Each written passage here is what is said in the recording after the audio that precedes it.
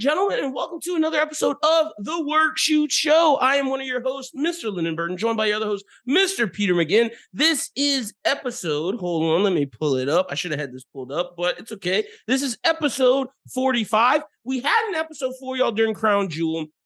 I had some guests that couldn't make it, unfortunately, and it just got so late that we were like, you know what, let's just do a new episode because Pete doesn't like Crown Jewel anyway, doesn't support it. Don't blame him.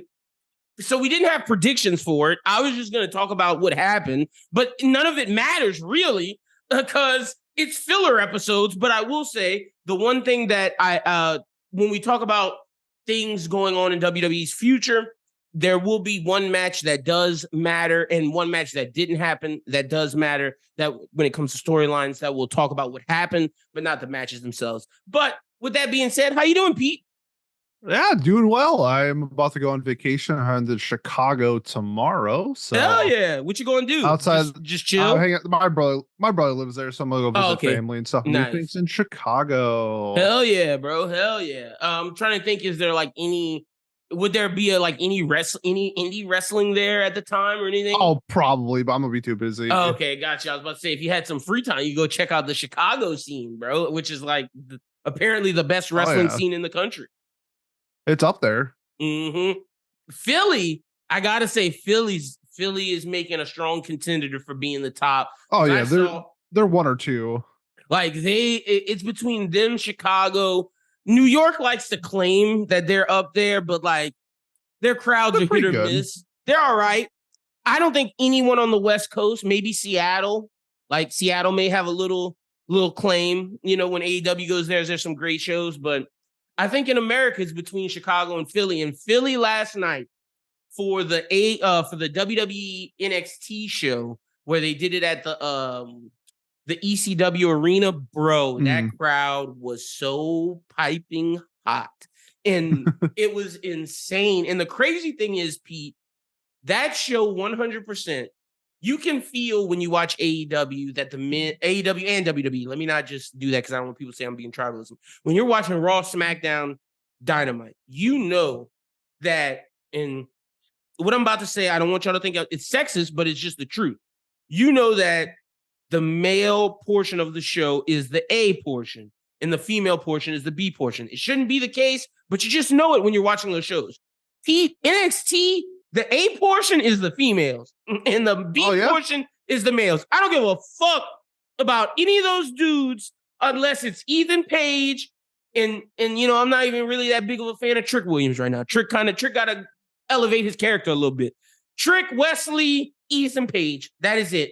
I don't give a damn about any other male on that damn brand. But the women, Jada Parker, Lola Vice, Cora, Roxanne, my girl, who I have all the stocks in, Stephanie Vaquer, the baller. Julia, yeah. There's a bunch. Julia, newly there, Zaria. You have Kaylani Jordan. When I say Julia. You have Fatal Influence with Fallon, Jasmine Nix, and I'm blanking on her name. Jolene, or I'm blanking on her name. Jessie Jane. I'm blanking on her name. Sorry. Whatever. I tried 3 times to get it, couldn't get it. But she's in there. Fatal Influence. It's just littered. Nikita Lyons littered with great women talent. And I just want to say, if you aren't watching NXT's women division, you should. And I mention that because the main topic today that me and Pete are going to discuss are the 5 most impactful wrestlers, male and female, of 2024. Which wrestlers are having the most impact on wrestling, the wrestling community, in the wrestling world? So we will discuss that as our main topic. But before we get into any of that, Pete, how are you feeling? We'll do the AEW section, then the WWE. How are you feeling about AEW's creative right now, a couple weeks from Full Gear? Full Gear's at the end of the month. We'll do our predictions. How are you feeling about AEW creative? Well, we just had Adam Cole beat Malachi Black, where this is the 3rd time in his entire career solos that he's been pinned. So that was interesting because it made it seem like it was like a going away thing, but then he went on Instagram Live and was talking about like his contract's not up. I think they're turning a babyface.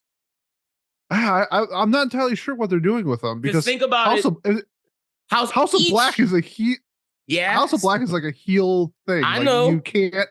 I'm sorry, Brody King. I mean, like I'm sure they can make it work, but like it's so hard for them to be faces just based off how they look. Essentially, 100%. like I agree they're with just you. naturally looking heels. Look, I think they should have been the heel. That like, there's so many people at AEW that I think could have been the heel evil corporation before Moxley's Death Riders, which we'll get to. But if you look at the 3 matches, Buddy Matthews shakes Adam Cole's hand, acknowledges him, does the good guy thing. Brody King shakes Darby's hand, puts him over, and even did an interview that he made sure he reposted where he said, Darby Allin was one of my toughest competitors. I know before we had issues, but I really want to put him over. Malachi Black puts over Adam Cole. I think they're going babyface, bro. And I agree with you. Okay, it shouldn't happen, but I think that's what's going to happen. Right. I mean, give it a shot. I mean, I feel like they're not really living up to their potential as heels anyway. And Yeah, they not. turned fucking Bang Bang Gang face. So like, I don't know, like That's exactly like, what I'm talking about with these AEW factions. Bang Bang Gang, House of Black. Whatever happened to Undisputed Kingdom? Talk about a fucking failure. They're on like, aren't they just like ROH now?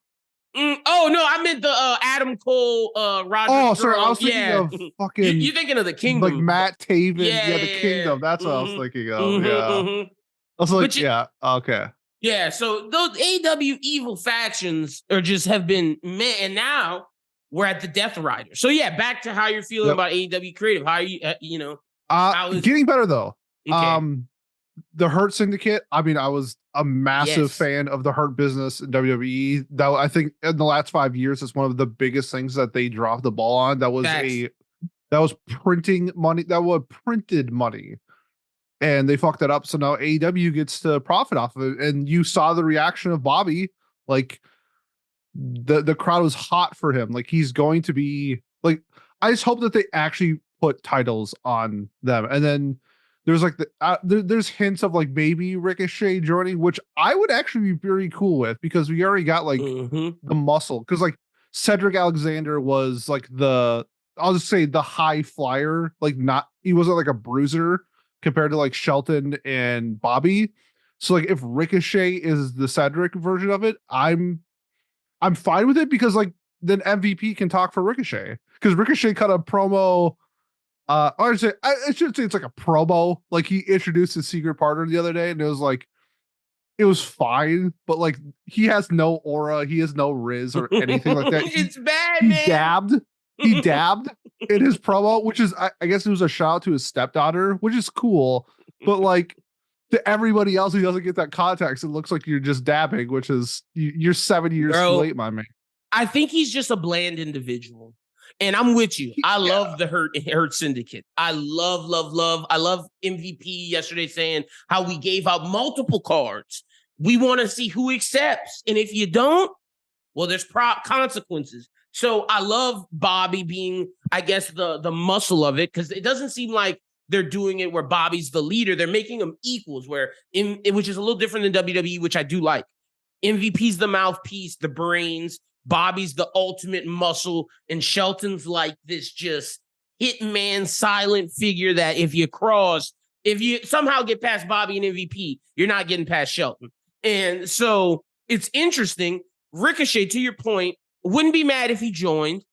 I just think he needs a mouthpiece because, like you were saying, he's just bland, bro. Dabbing during promos, and then I watch this Chris Van Vliet interview. I watch all wrestlers that I enjoy, or wrestlers that I'm interested in. Chris Van Vliet interview, because I must say, in the wrestling space, I believe he conducts the best interviews out of everyone. He's really good. Yeah, I think he's really, really good at what he does, and that's someone that I have the utmost respect for. So I watch all of his stuff. Ricochet's just bland, man. And Chris tried to get it out of him.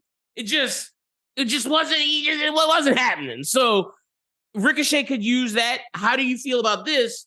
Max Caster got the card, and they're breaking up the Acclaimed, which needs to happen. Would you like to see Max Caster in there? Even though I do think they're going to probably beat him up because him and Shelton have beef, but they did give him a card. Do I want Max Caster? Because we got to start looking at them as singles. And I always thought Caster was better than Bowens. Caster's just personality has been weird recently. So maybe he's going full heel. I just think he has something. But Bowens has shown that underdog thing where it's like, this guy's a babyface. You want to pull for him. So I do.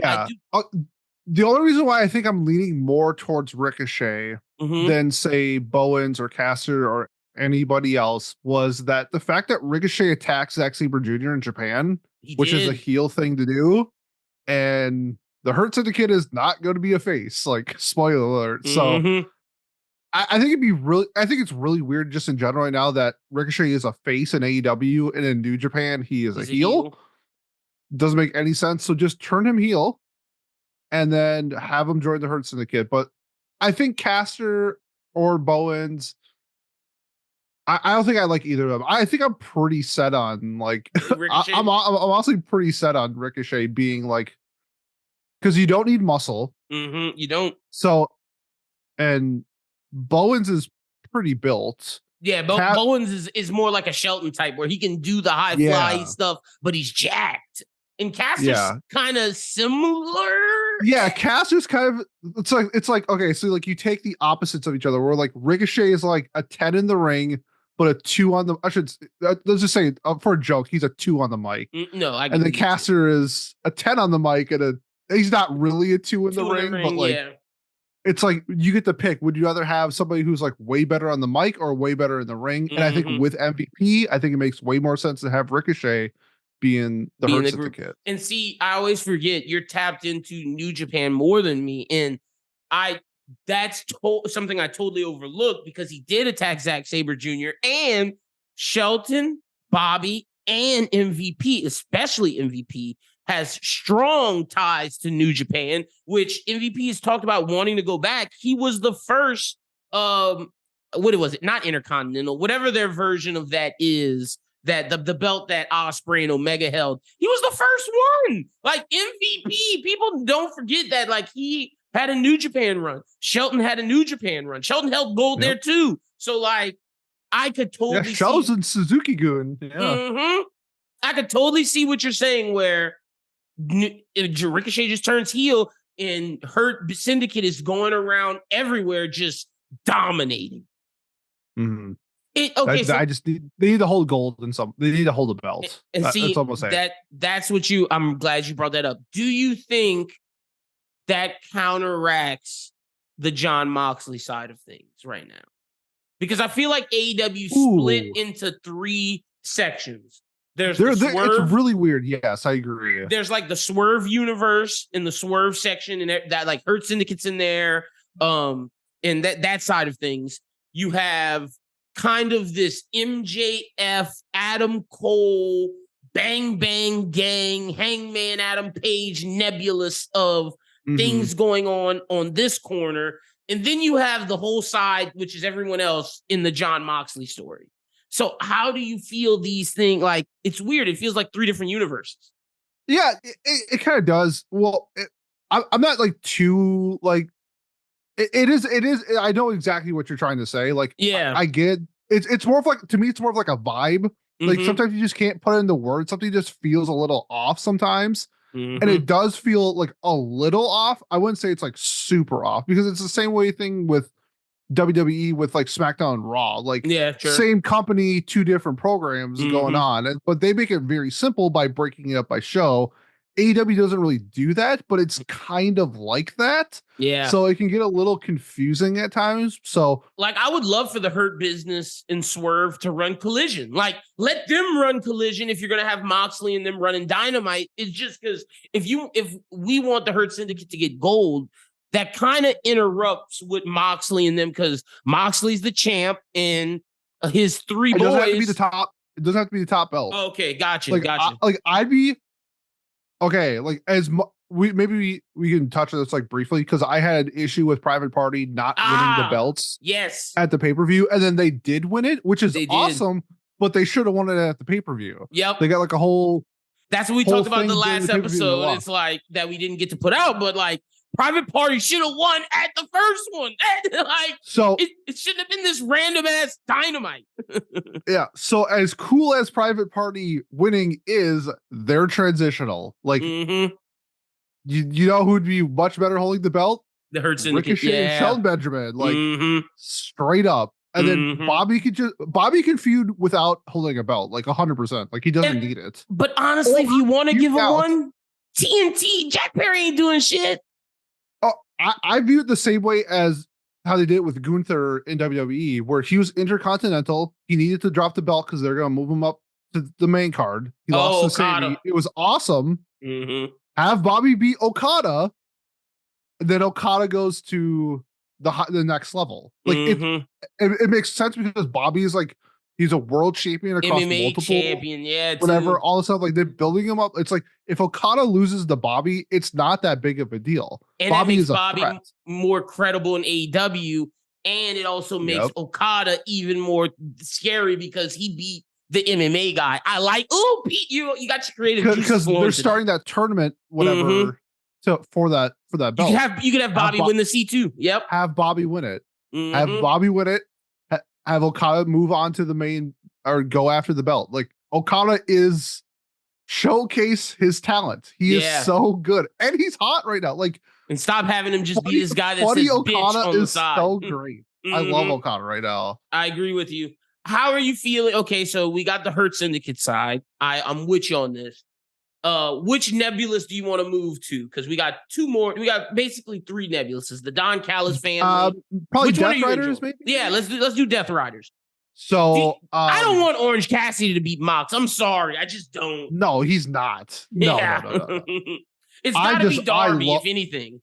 Yeah, Claudio just killing Orange Cassidy the other night was incredible. Dude, Claudio is the man. They're finally making Claudio look like he's Jon Moxley's right-hand man, and they're making him look like he should.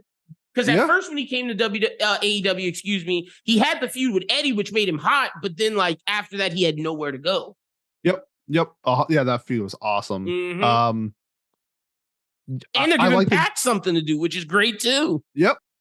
I think Death Riders it's a cool name. They need to move away from Blackpool Combat Club. Yeah, they did.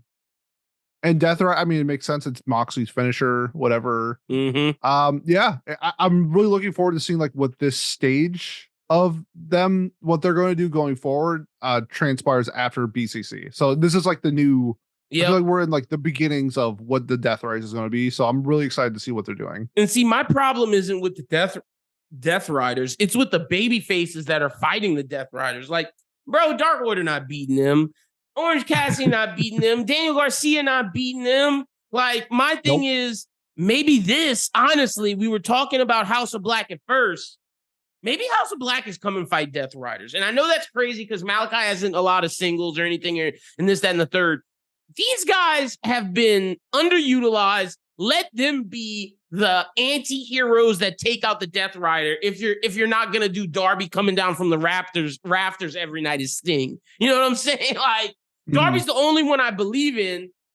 And I just don't know if there's anybody that outside of the other Nebuluses that could come in and help Darby that I think would make sense. So it's like, give House of Black a shot. You can, and then you can have somebody like, like Malachi can beat Pac, but then Buddy Matthews can lose to Claudio, and it's like, it's fine. You could definitely do that. And honestly, you brought up a good point. It's three of them. Darby fits their motif. 100%. What if Brody's like, Darby, we want to help you. Malachi has something, and like they agree and they form this anti-hero faction where they're all just these killers and they're fighting the Death Riders. Oh man, that's what should happen. I'm a big fan of that. Because like, man, fuck seeing Evil Uno fight Claudio, bro. John Silver. No disrespect to those guys, but we know that's the Job Squad. Like, it is what it is, bro. It's true. Someone's got to lose. That's a fact. All right, now the final AEW Nebulous that we got. How are you feeling about the other side? Bang Bang Gang, Adam, like Hangman, like Jay White's gonna have to lose to Adam Page. So I just don't know where they're going with that. And then Adam Cole, MJF, I don't know if I care about, to be honest. Yep, don't really care about that. Don Callis, it's like interesting. It's like brewing right now. I just gotta say, Kyle Fletcher's haircut terrible. Yeah, I liked his hair before for sure. If that was to make me hate Kyle Fletcher, it's working. But I think he looks like a lost fat child. He looks like Beavis, bro. He just looks like I thought he looked so cool before, and now he just I don't know. I think he looks ridiculous, which might be the point. I don't know. But I mean, like the match that they have set up now for like Don Callis versus like was it like Ricochet, Powerhouse? Yeah, it was the other night. It was. Oh no, is this happening year? Or are you talking about the one? Yeah, but they're setting up that 8-way match. Oh yeah, Will Ospreay, Ricochet, Powerhouse. I forget who the last person is. Yeah. Oh, Mark Davis, I think. Oh yeah, because he came in and helped. Yeah, he's back. Yeah. No, because Mark Davis. Did Mark Davis join Fletcher though? Oh wait, I forgot. I could be tripping because he came out, but I thought he helped Fletcher since they were all like tag teammates. Let me see. Because it's Takeshita, Fletcher, Davis. Who's this 8-man? Let's see. Oh my god! I literally watched this yesterday and I forgot. Getting old is ruining my memory. Yeah, no, Sam, I'm right there with you, man. I'm right there with you. And like, there's so much shit that came out that I can't find. But anyway, continue on. I'll find it for you. I was gonna say like what's brewing over there looks fun. Don Callis. Oh no, it is Mark Davis. He's joined the good guys. Yeah.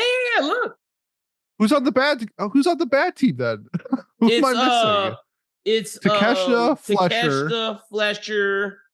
Takeshita Fletcher, and then the other two members of the Don Callis family, Brian Cage and the Murder Hawk. Oh yeah, duh. Okay. Yeah, it's those guys. Okay, so what they got brewing, I think that match is gonna be sick. I think I'm more looking forward to like their actual match than the feud itself. Mm-hmm. That's just because my boy Ospreay's in there and he can't miss ever. So connecting to what you said earlier, I'm like mild. What a good place to turn Ricochet heel. Have him say, I don't have like, look, I'm not for the Don Callis situation, but I'm tired of being tied to Ospreay with everything. I'm going into the Hurt Syndicate. And this is where he joins the Hurt Syndicate, turns heel on everything. And then honestly, they could go after Powerhouse Hobbs next if they want. Like the Hurt Syndicate can target Hobbs and Swerve and beat their ass. And that way they're putting over the young black talent, which MVP said his goal was to do.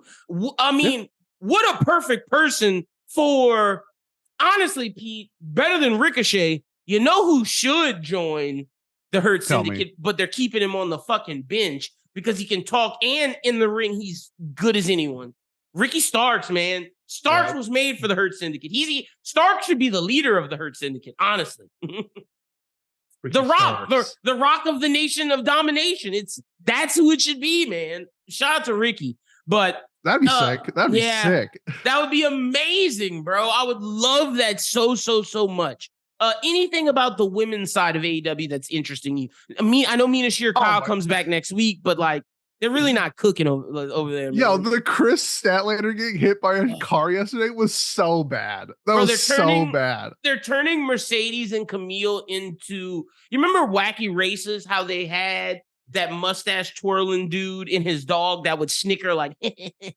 No, I don't know. Damn! So that's some Hanna-Barbera deep like boomerang shit. But all right, let me think of a better one. Just any mustache twirling villain in their henchmen, bro. Just like some like Doofenshmirtz, bro. Like they turn them into just like this lame. Sounds like a Gunther lackey. That's what I'm saying, bro. They're turning Mercedes into this lame villain and her lackey.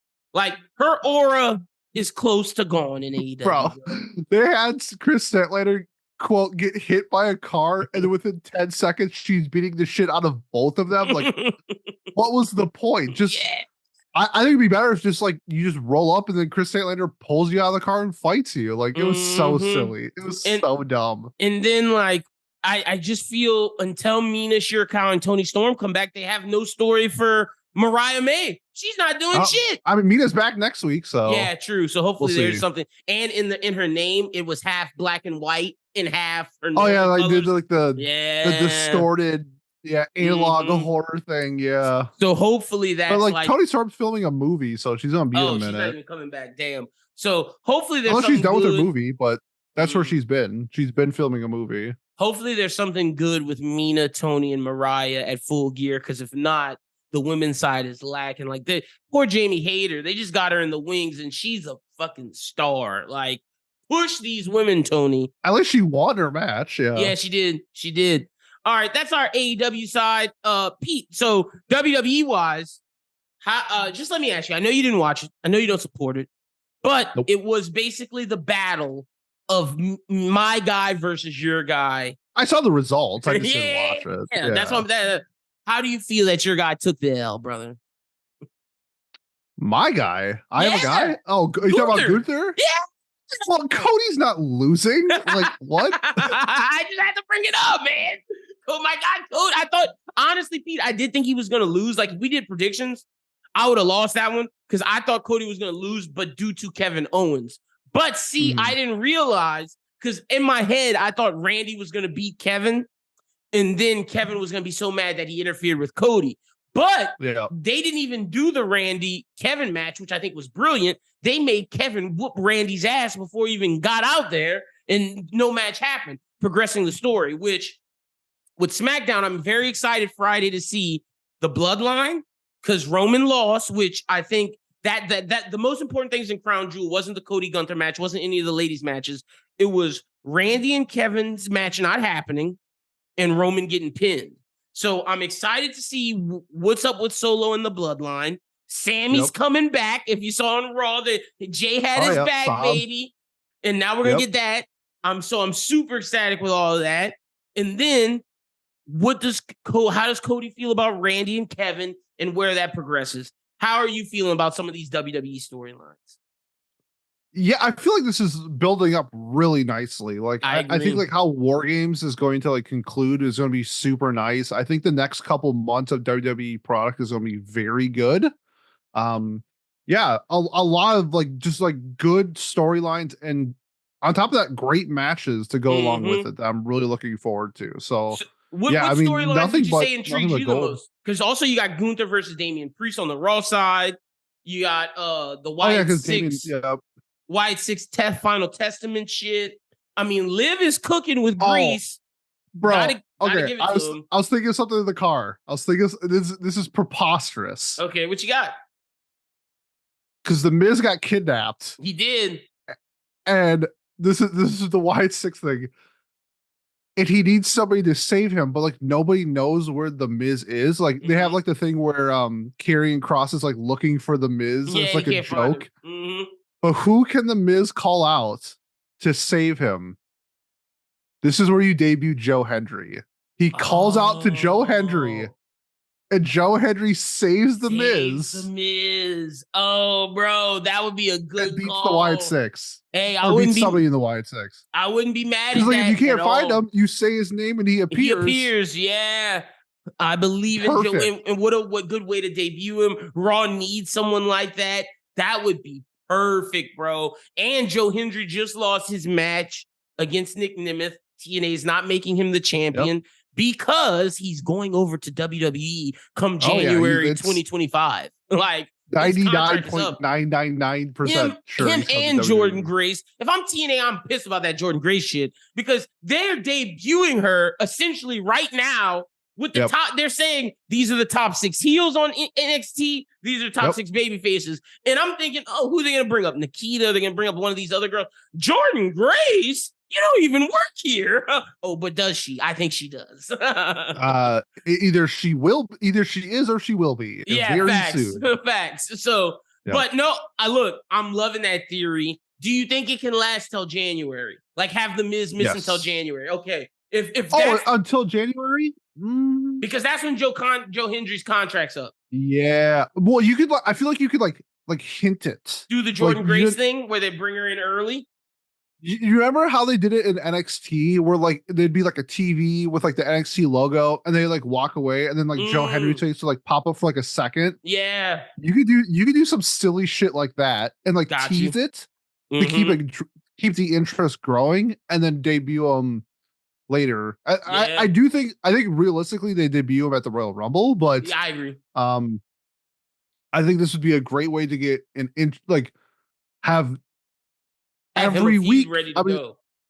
Yeah, it's like there on paper. So that's something I would really like. And then like heel Kevin Owens is my favorite Kevin Owens. So anytime that he's a heel, that's he's good chance that's my favorite. And I just thought of this. I didn't even mention this getting us into WWE, but now that we're just talking about it, bro, Kevin Owens, I'm scared for Cody. Kevin is going to be beyond pissed because not only is this Cody Randy shit, his boy Sammy is cool with the bloodline again. Yep. Kevin is going to be the honorary oops. Is, bro, like beyond upset. Kevin is going to take blood and fury have no wrath like a scorned Kevin Owens. Yep. So it is going to be bad. I'm trying to think about some other stuff that's Motor City Machine Guns, boy. Champs, yeah. The tag division and SmackDown is heating up. Montez Ford already talked about, hey, I'm pissed off that we're not getting run. Dawkins is like, they're not breaking up the family. So that's either telling me that the Street Profits are about to get some big storyline stuff coming where they're going to feud with Motor City, or they're going to break them up and Montez is going to be a heel because SmackDown needs some heels. They do. Yeah. Well, if they break him up, only Montez will be staying in WWE. Like, sorry. Damn. Poor Doc. They'll use Doc. You know what? I'll say this. They'll use Doc as like the babyface jobber that lose to the heel champion. They'll keep him around. He will definitely be in jobber status immediately if they're not a tag team. Yeah. So I think they should push them for sure. They're getting a lot of especially because press and like social media tag and stuff. Team shit is heating up now. Now we have we have Theory and Waller. We got Motor City, Street Profits, DIY, Pretty Deadly. You got oh man, I'm blanking on their names, but the Garza Boys. That's 6 teams to where we're gonna get 6 incredible different matchup mix-ups, and that shit's gonna be incredible. The only big stinker I think that's happening right now in WWE is the whole US title. Yeah, I was just about to say that. That shit was ass. The Game 7 match. They wasted their Game 7 on LA Knight winning the championship. Yep, straight doo-doo, and then LA Knight retains. It's like that was all pointless. Like, and now what do Melo and Andrade do? Because there's literally outside of the bloodline shit and the Cody Rhodes, Kevin Owens shit, and the tag teams, there's no other singles wrestlers besides Andrade, Melo, and LA Knight. I can't. Oh, and fucking Santos. But like Santos already lost. So like, what is going to happen with the US Championship? Yeah. That whole area is just doo-doo buns right now. I'm not a fan with what they did. I'm not a fan with that result. I'm not a fan of that. And let me throw in because I shit on AEW. I'm gonna shit on WWE. As good as the SmackDown tag team division is, bro, the Raw one is garbage. It's because Judgment Day hasn't defended in ages, bro. And I know they're doing this thing with the New Day, the Viking Raiders, and another team. I don't care about none of those teams over on Raw, bro. The Raw tag team division sucks. Yeah, New Day really needs Big E back, but they're probably going to break up the New Day instead. So yes. It's going to be a WrestleMania match, bro. It's going to be huge. I'm ecstatic for it. Xavier Woods versus Kofi Kingston. That's going to be the Usos match that we should have got this year.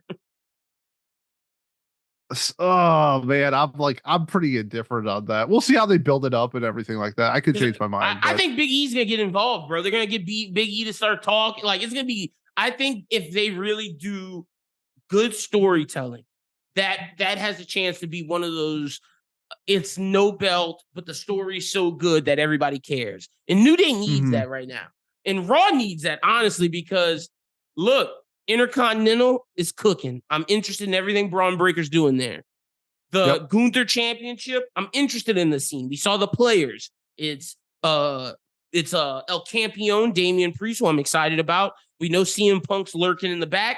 We know Drew McIntyre's lurking in the back. You still have Seth Rollins. And now Bronson Reed is elevated to that level now. Yep. And I'm ecstatic for Bronson. Bronson and Seth are going to have a good feud. So Raw is cooking there. It's just the tag team division is weak. And I got to say, the women's tag team division, bravo to Bianca and Jade.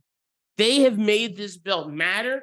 And now they're teams that I'm so interested in. Io Sky and Kari Sane. You got Lash Legend and Miss Jackson from NXT. You got Chelsea and Piper. You have now Liv and Raquel because Rhea's hurt. And that's the problem with Raw's women's division. There's nobody to fight Liv because with Rhea being gone. So you know what they did? They made the tag team great. And I'm ecstatic for that. And that's cool. Yeah. Like have Liv just do something else while holding the belt. That's fine. I have no issues with that. Let her be a double champ, bro. I'm not mad. And then I also love that Liv started to sow the seeds of hatred between Bianca and Jade and basically said, Jade, don't be fooled. Bianca is just using you. Because she knows when she comes back to singles, you're one of the only people that can beat her, and she's jealous. And oh man, that WrestleMania match is going to feed families as well. Feed families. So it'd be great. But any other WWE storylines before we get to our main topic of the episode? No, I don't think so. Okay, hell yeah. It all. Hell yeah. All right, well, let's do it. We're talking our top 5 most impactful male wrestlers and female wrestlers of 2024. So when I say impactful, what does that mean to you, Pete? Let me get your definition. I'll give you mine and we'll come up with it. Either putting eyes on the product or changing the landscape of their division, that type of thing. There'll be a few ones that I'm purposely leaving out. Stuff like for the women's, like I don't have access to Stardom, so I don't know any really. I'm sure there's a Japanese Joshi wrestler out there that's killing it that I'm just not familiar with. So stuff like that will be left out. But that's kind of like what I view like what Impact is like what is making me turn on the television. I agree with that. Everything you said. I think impactful, who's generating income for the business. I add that a little bit in mind. And then as well as for people who aren't necessarily in the AEW, WWEs, who are the people pushing the in-ring capabilities of outside of either in WWE, AEW, but also I'm looking that's some of my TNA wrestlers, if I include any, or any in New Japan wrestlers, if I include any, who are pushing the in-ring work and really doing good stuff there. So, all right, Pete, let's get into it. You want to start off with the ladies first? Yeah, let's do it. So, you just want to go 5 through 1 for women? Yes, sir. Okay, you want to do like I go 5, you go 5, that type of thing? Yes, sir. I'm down with it. Okay. Number 5, this is more of like I would say she's still doing stuff right now, but this is more of like the earlier to mid-year impact for me, and that's Tiffany Stratton. I think like the whole Tiffy time stuff that before Money in the Bank and her WrestleMania stuff that she had, I think that she solidified herself as like the next up and coming star. I think she's top tier talent. I think that she can make a name for herself in the women's division. And I thought this was her breakout year. So she definitely got me more focused on WWE women's wrestling with her because her aesthetic, I love like, especially when she does like pink, it reminds me of like a Barbie aesthetic, which I think is very fun. Yep. It's a little different. It's like the contrast to Rhea Ripley. So like having both of those type of characters in the same sphere at one point is really cool. So Tiffany gets my 5. Heck yeah. All right. I'm torn on whether or not I should, you know what? Am I gonna go there now? Yeah. So at my 5, I'm going Roxanne Perez. What Roxanne Perez did in NXT, being the flag bearer, being the person that is showing how important women's wrestling is over there. She's the reason why people like a Julia, a Stephanie Vaquer come over, a Zarya, because she's such a dominant champion that Shawn Michaels is like, we're getting all these other women and creating these dream scenarios. And it's because he has a champion like Roxanne Perez. And I think everything that Roxanne is doing as the NXT champion is only bringing more and more and more eyes to NXT and really to women's wrestling. You can argue that NXT is the best women's wrestling division in America. So that's due to their champion, Roxanne Perez. And I think everything she's doing is why she needs to be number 5 on the most impactful list. I got Roxanne at number 5. Yep. Okay, so I'm kind of cheating with my number 4, but I'll be basing off a little bit off of what you said. My number 4 is the entire women's division NXT. Okay, nice. Because I don't know if I can target to one person in general, but That's like you fair. said, it's the incoming talent that is, they're investing in this.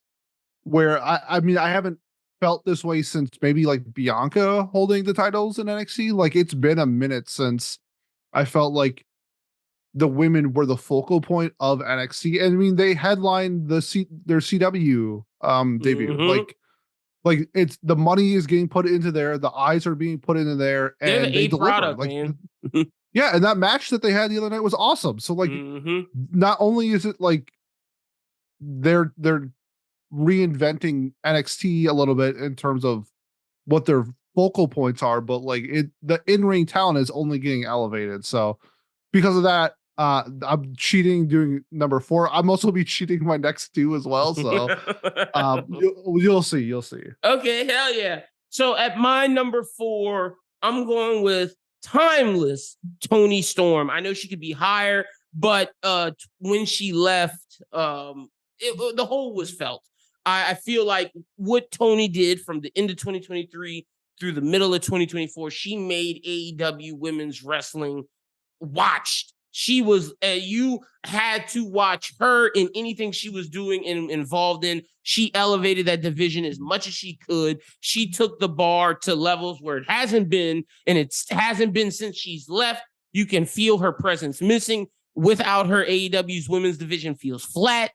Toni matters so much to that brand that her impact, she could be higher, but I just feel with the 3 remaining women I have are just what they've done are just more impressive than that, which is funny to say. And also what's the word? It's not funny to say. It's also very, people can argue against it. It's very hot in that moment because some people should say Toni could be higher, but I just feel the next 3 women deserve it a smidge more. Yeah, 100%. Okay, what you got at number 3? All right, so my 2 and 3 are like a combo platter because of the storylines that they had.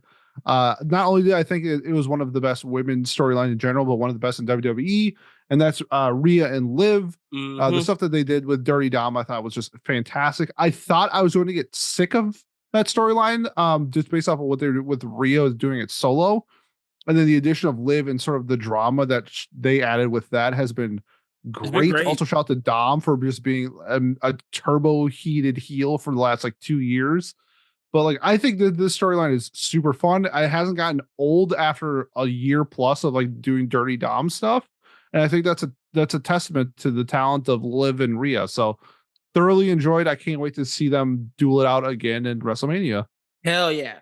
All right, so for my number 3, I'm going to TNA. I have Jordynne Grace. Starting at the Royal Rumble, coming in, she is the reason why TNA and NXT formed that partnership, formed that bridge. The reason why TNA talents can go to NXT, the reason why NXT talents can go to TNA, it is because of Jordynne Grace. If the Rumble didn't work, none of that would have happened that we saw for the rest of the year. She not only is the Forbidden Door herself, she's doing things in the ring that we see Zarya using. We now see Rhea Ripley using, Jade Cargill's using. She is, for the strong woman, the China style, and let me not say China style, because Jordynne Grace is incredible in ring, better than a lot more better than people that came before her. So gotta give Jordynne Grace her credit. She's number 3. She's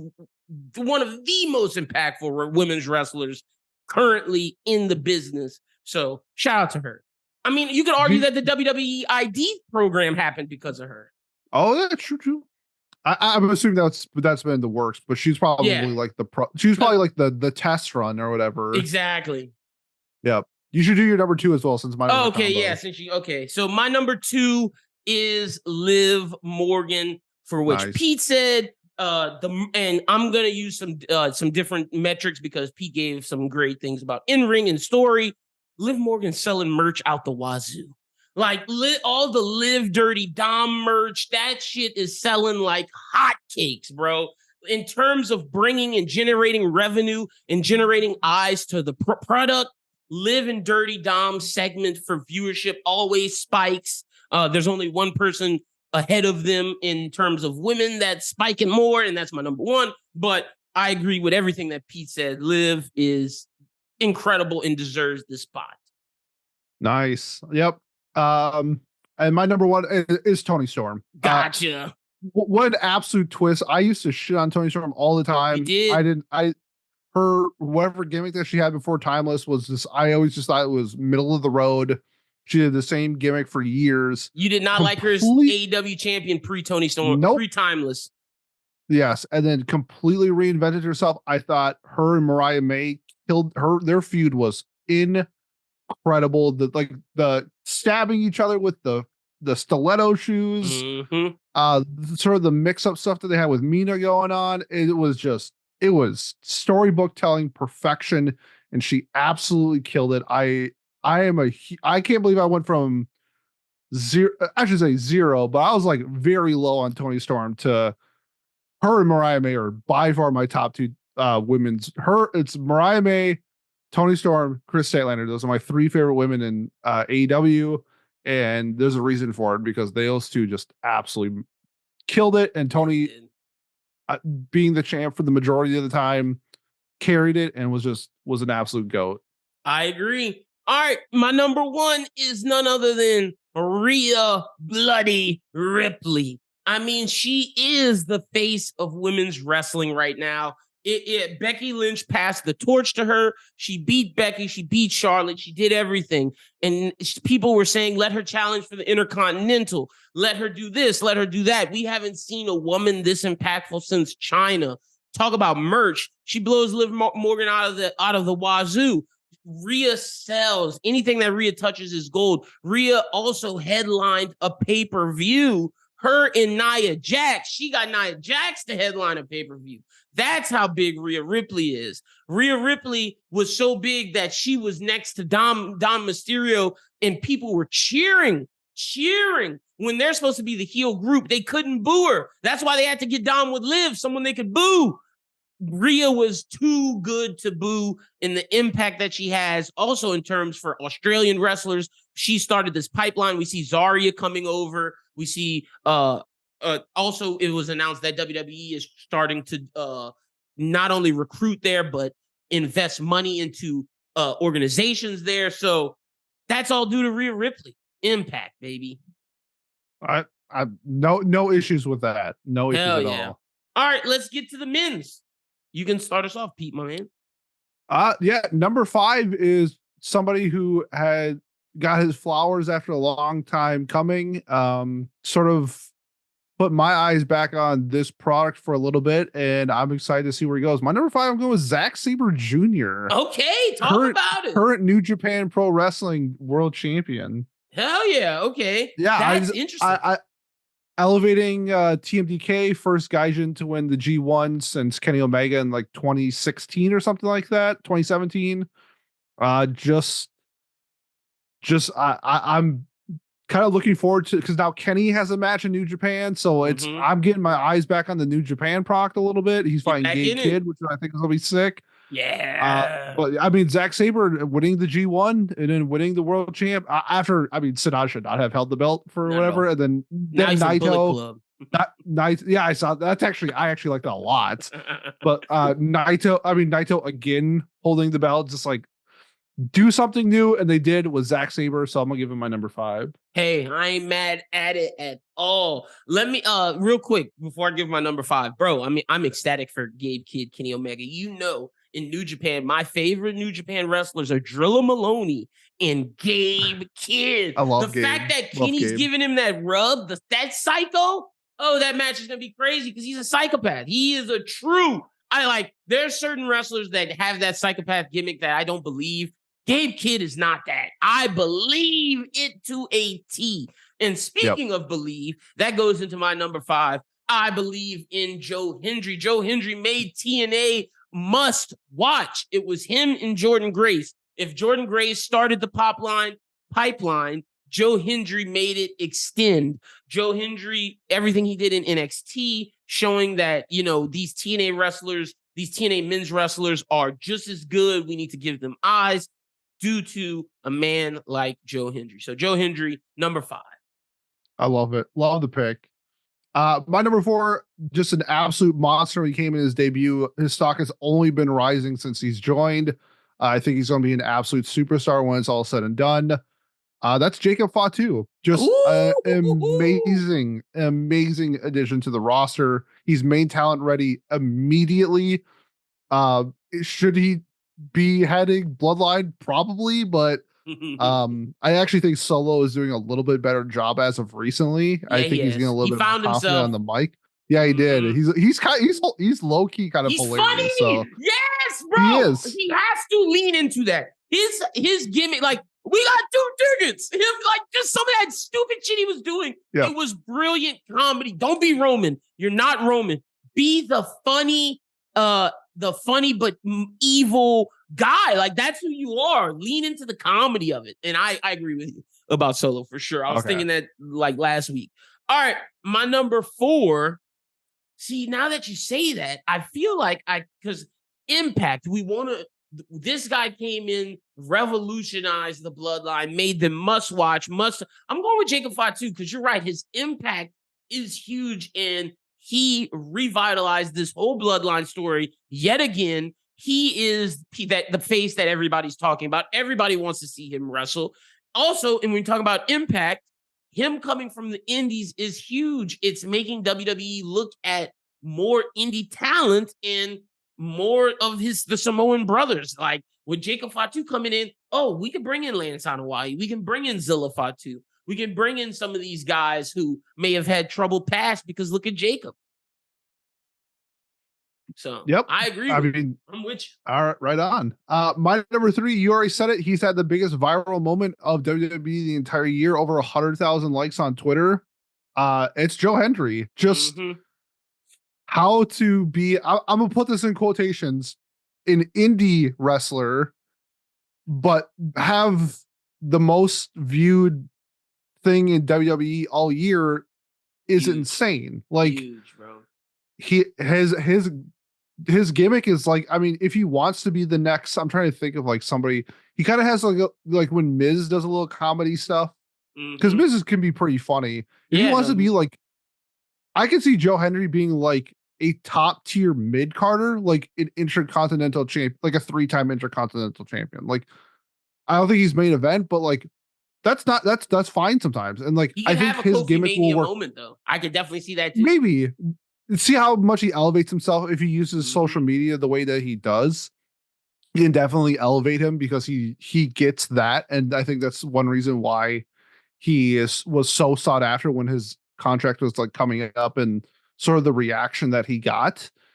But I view him more of as like just an incredible mid carder at like at a level of the WWE, and I think how he just reinvented himself and got himself on the map this year was just unlike any other person in wrestling this year. So my number 3 went to Joe Hendry. I feel you on the Joe Hendry pick. I'm right. Look, made my list. He deserves to be on this list. So next, I'm trying to think of for 2024. It's specifically for this year. And when we talk about impact, like we said, we're talking about selling, bringing eyes to the product, making people want things. I'm going with number 3, Will Ospreay.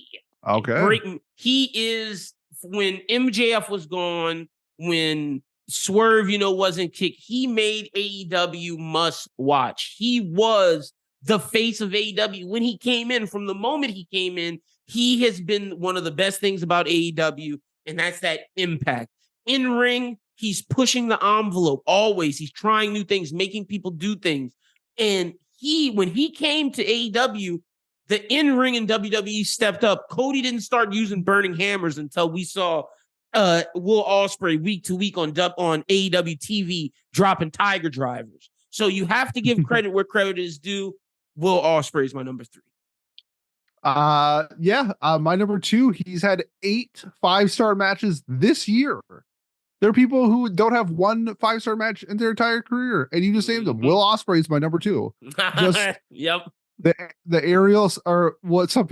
It's funny because he got diagnosed with autism this year, so now people are dubbing him the autistic assassin, which I think is an incredible nickname. What a name. Along with the aerial assassin, just the best in-ring worker in the world. I don't even think it's close. Like this dude is a master of not only just in-ring work, but like his personality shows on the mic. I think he kind of does what Ricochet should do, is just showcase who he is as a person. He kills it. And I didn't think he was going to translate to TV well.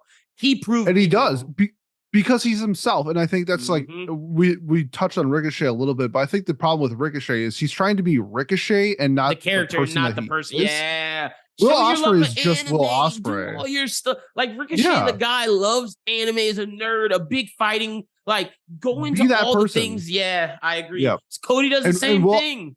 And Will Ospreay's he's just a British dude. He's just bruv. Hey, bruv, you talk about my mates, bruv. Like he brought in his lingo from day one, and people took to it.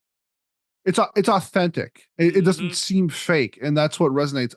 And then just the in-ring work, just an absolute killer. Like, I mean, he was my wrestler of the year last year. Very good chance he's my wrestler of the year this year. Look, and I think what you just said rings true for both our male and female list is authenticity. If you look at everyone we chose, Jacob Fatu, Joe Hendry, Will Ospreay, these guys are just the realest of the real. And I think that stays true for my final 2. So for my number 2, I'm going with the former AEW champion. I'm going with Swerve Strickland. Nice. What Swerve Strickland did, the way he bridged hip hop and wrestling for AEW, he made AEW more relevant to an audience that wasn't watching AEW in the Black community. Swerve Strickland was on the Breakfast Club. Like Swerve Strickland was on Hot 97. He's doing all of these things that we don't normally see AEW champions do. And what he did for young Black wrestlers coming up thinking that, oh, we can do this. Swerve Strickland has an impact. You feel it across the wrestling community, because when Swerve Strickland got that contract from AEW, multiple Black wrestlers tweeted, "Thank you, Swerve, because with you getting that, this allows me to get a bigger contract," because the stigma around Black wrestlers is still there to this day, but a guy like Swerve is helping break that down. So shout out to Swerve. I was also thinking Swerve with my top pick, but I left him off. It's not like he didn't have an impact or whatever, but I think kind of the other people did like some other things that like showcased what they did more. I thought Swerve would probably be like my number 1 last year, I think, but this guy, my number 1, I also like, I'm not including Cody Rhodes. Like he's the biggest name on the biggest, whatever. Like, he's probably the most impactful. Like he gets the most eyes on Raw, but this is the guy who, I mean, he's outselling Cody and Roman. Like when you do that, you know how hard it is to outsell Cody Rhodes and Roman Reigns, and you're not the champion or whatever. And he's just been killing it all year. My number 1's Jey Uso. Okay, that's the one that I was like, for Jacob, that's the one I was torn about, because I was going to put Jey 4, but what you said about Jacob is true, and everything I'm not changing my list. I just want to say for the people who like Lennon, why don't you have Jey on your list? That's where I was going to put him. I just think Jay's been a focal point all year. Yes. The stuff with the bloodline, the Intercontinental Championship, and then what he's doing now. He got a bigger pop than Roman the other day, bro. He's like at Crown Jewel, he did. Like, you can still say like WWE's like the family thing, but everybody in the crowd is rocking along with him. Like I don't care if it's corny. Everybody in that arena is having fun with him. Like that's what matters. He's Randy Orton says he's putting ass in seats. Yeah, like straight up, this dude is like. I don't personally like, even if you include Cody, I think Jey is more impactful than Cody this year. I think Jey is the number 1 wrestler in WWE at the moment in terms of just in terms of everything. Like he brings energy. He's been involved with major storylines the entire year. It looks like that for the foreseeable future.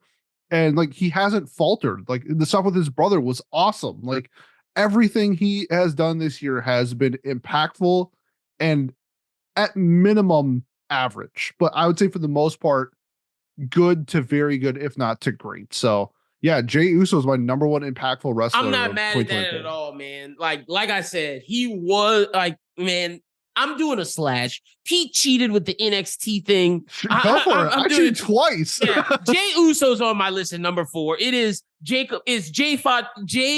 Uso / Jacob Fatu. Jacob Fatu goes second because Jey Uso has to be on there because you're right. He's outsold Cody and Roman at a time period this year that fucking matters, and everything he has done matters. My number one, when you are the only wrestler to make Fanatics top 5, which is the merchandise that sells all the sports stuff, when you're the only wrestler to make their top 5, that says you're doing something. You're not just the face of WWE, you're the face of wrestling.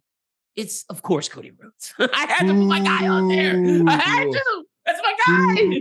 Face of wrestling, baby. Shout out to Cody. We're out here. But I in all seriousness, I love both of our lists. I think we both made great choices. And I think all of these people that we have named are the faces of the business. And they're the reason why the business is thriving. Like, they're doing some incredible things. And for the Roman Glazers, if it was 2023, we would have said Roman, but Roman's been sitting out half this damn year. Oh, yeah. Sorry. And like, there's an argument maybe CM Punk could have made it. There's an argument for him. He might be an honorable mention. Yeah, maybe. Like one of the biggest feuds of the year. Maybe. Also want to shout out. I would probably put Drew over CM Punk. That's what of the stuff that he did on social media. I was about to say, yep, you're absolutely right. And just another 2 people that could deserve some honorable mentions. Dominic Mysterio, biggest heel arguably in wrestling. Like, and then 100%. Damian Priest for what he did for the Latino community, the Puerto Rican Day Parade, everything he did for Latino History Month, and everything that he did during that time period as champion was super impactful. So just want to shout out Dominic Mysterio and Damian Priest. So yeah. Hell great. Yeah. Those are great, like, runner-ups for sure. Yeah, I agree. So hell yeah, Pete, this was a great episode. Tell the people where they can find you at on social media. Yeah, best way to find me is on Twitter, or now Blue Sky, I guess, a little bit too. So I gotta start promoting that soon. On Twitter, on What Do You Say Annie? That's what you say ANI on Twitter, or on Blue Sky, I am just Anime Podcast. So I got you got it. Fire. I was able to. It's so funny. I have that on YouTube and Blue Sky. If you search Anime Podcast, it's me. So sometimes it's better to just be first than the best type of thing. So you can find me there. I'm trying to get a little bit more active on Blue Sky. I'm still trying to figure that out. I know it's a lot like Twitter, but it's a little different. Same. So. All right, hell yeah. Make sure y'all follow Pete. All the links will be in the description. You can follow me at Lyn BWT. Follow Bros Who Think at Bros Who Think. I'm going to put my Blue Sky for both Bros Who Think and myself in the description. I'll start saying that more. I don't have it memorized at all. I don't even know what the thing is. I just have to put it in the description, and we'll start mentioning that more because Pete is right. But make sure you follow us everywhere. Be on the lookout. Going to have some interviews next week, and then we won't have an episode next week with me and Pete. We'll have one for Final Gear predictions, as well as Survivor Series predictions. So I think that's like 2 weeks away, if I want to say. I'm pretty sure. So be on the lookout for that. Yes. So be on the lookout for that. We'll have our predictions and everything. So, but until next time, y'all have a good one and peace.